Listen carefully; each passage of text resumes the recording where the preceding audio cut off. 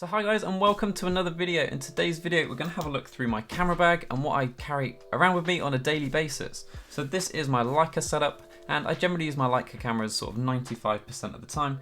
The last 5% I'll take my Sony a7 III, which we're recording this on now, and that'd be for recording YouTube videos. So this is what I carry with me every day. So first off, let's talk about the bag. So the main bag I use is this, which is a Billingham Hadley.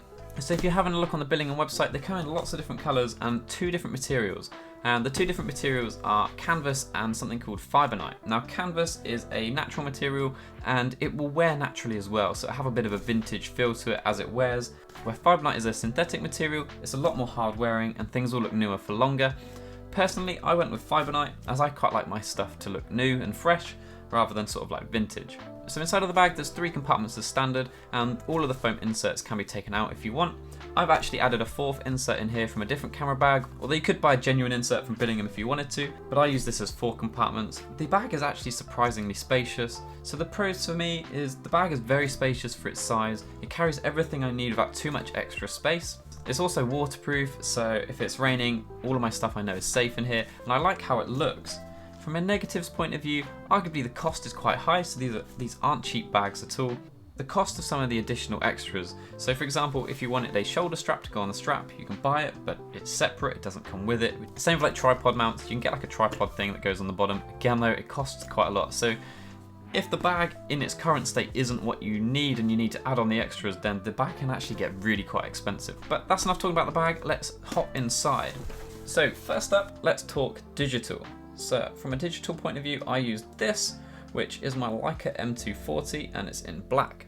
Now, I absolutely love shooting with rangefinders, so the biggest perk to me is that they have a rangefinder.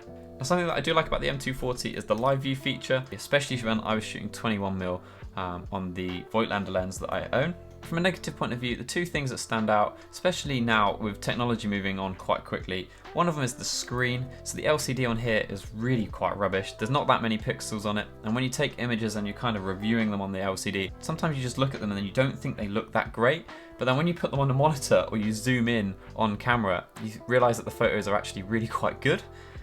And then the other downside really, I guess, is ISO performance.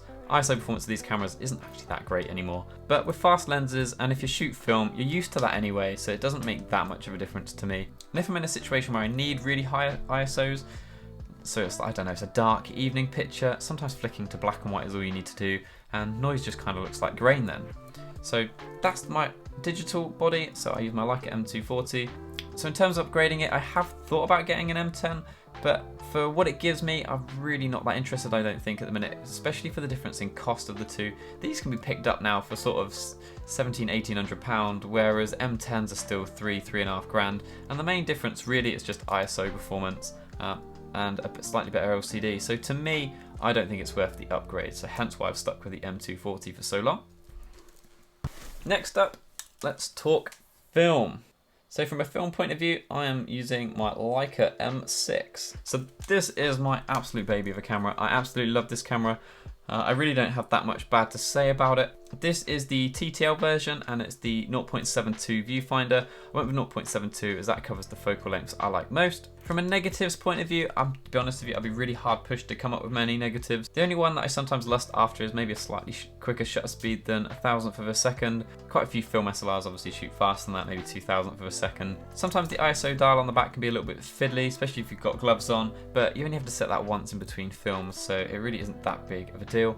Absolutely love this camera and I don't think I'll ever sell this. I'm pretty sure I'll be handing this down.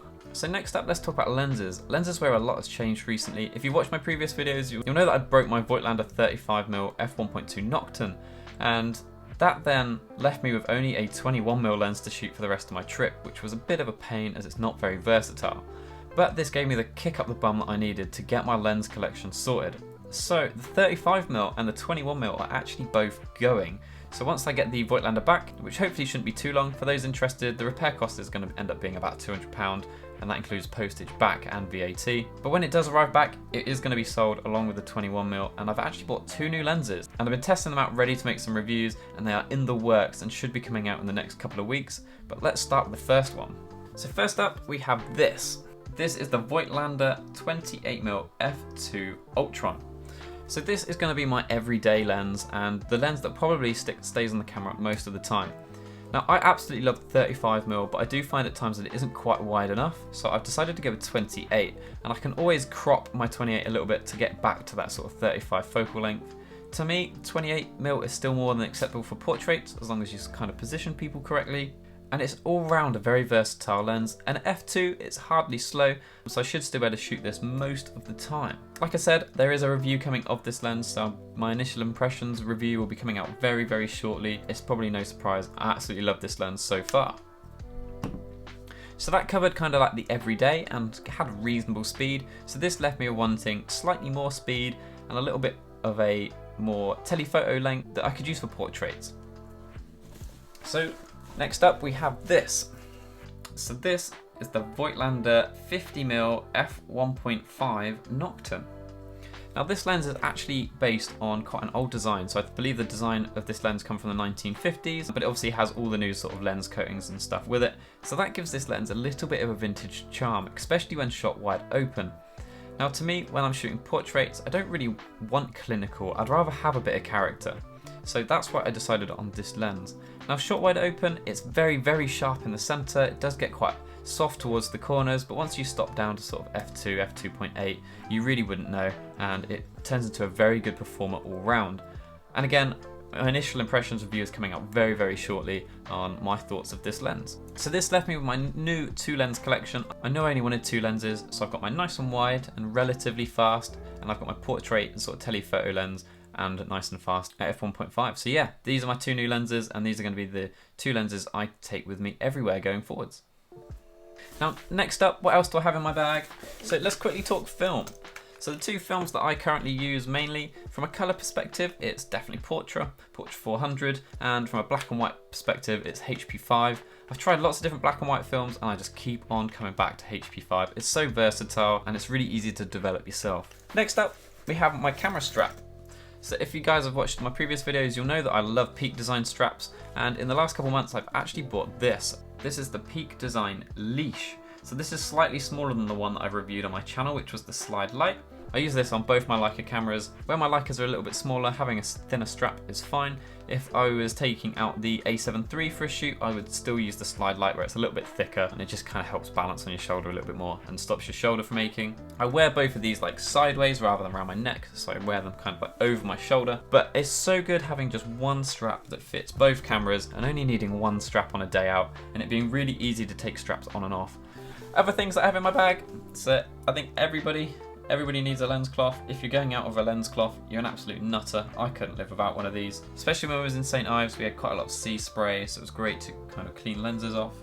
And the last thing I have in my bag is a cable release. I don't actually use this cable release all that often, but it's so small and easy to carry that it's almost rude not to have it in my bag. So I'll show you guys how I packed this bag. I put my 2 Leicas into 2 separate holes, and then I kind of double stack my lenses on top of each other like so, and in the last compartment I just use for whatever I fancy. Quite often I end up putting a wallet or something in there, and these front pockets are huge, so these front pockets, you can easily get lots into them. And I think that's all for this video. So I hope you've enjoyed this video. There are some links down in the description for some of the items you've seen here today. Some of them are affiliate links that do help me and my channel. And if you've enjoyed this video, please don't forget to like and subscribe, especially if you want to see the lens reviews for the new 28 and 50mm that I've got, because they are honestly coming very soon. You should see the first one this week, and obviously we're still doing Fast Film Fridays as well, so every Friday I'm releasing a video on how to do something film photography related. If you haven't seen some of the others, be sure to check them out. But guys, thank you for watching, and I'll see you in the next one. Cheers!